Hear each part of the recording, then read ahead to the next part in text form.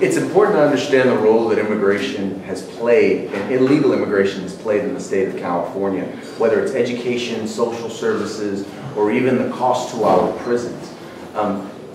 We are bearing a significant cost that, quite frankly, ought to be borne by the federal government. One of the things that I believe we need to do is we need to start to enforce our 10th Amendment rights. We need to make sure that we go to the federal government and we say, you know what, there are certain things that the Constitution delegates to your purview as the federal government, and the rest of it belongs to us, the states. The first thing that we need to do is we need to, as a state, start to exert and take control of our 10th Amendment rights as a state.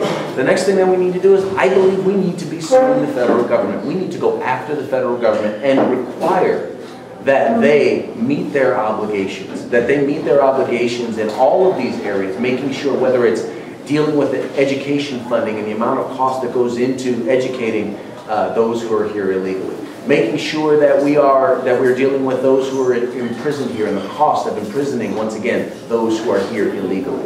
We need to deal with whether it's social services and health care. These are all issues that we're paying for that the federal government, if they're not going to do their job in regards to enforcing the law, then we need to step up and do it. One of the other things that I would like to do is I would be supportive of legislation, actually at the congressional level, as well as I would introduce at the state level, legislation that would withhold state funds from local municipalities who declare themselves to be sanctuary cities. Meaning, if you're going to flout the law, then you do not deserve to receive state dollars. And I would encourage our congressmen to do the same at the federal level, to introduce legislation saying, if you're going to ignore our immigration laws, then you ought not be receiving federal dollars.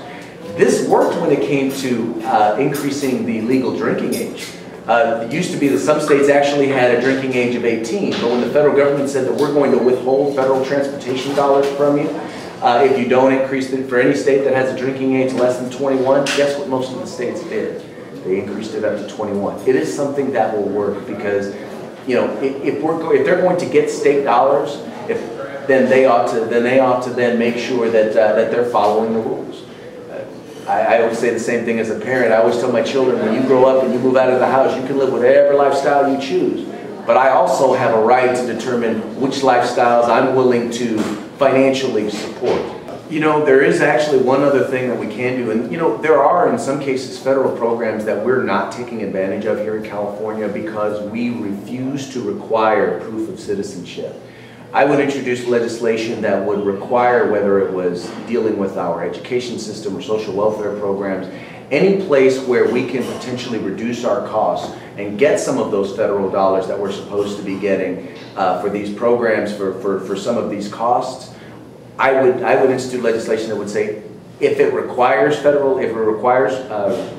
looking to them to provide proof of citizenship, then we ought to be able to do that. There's a significant amount of resources that we are turning our back on right now simply because we don't want to, as a state government, enforce our immigration laws.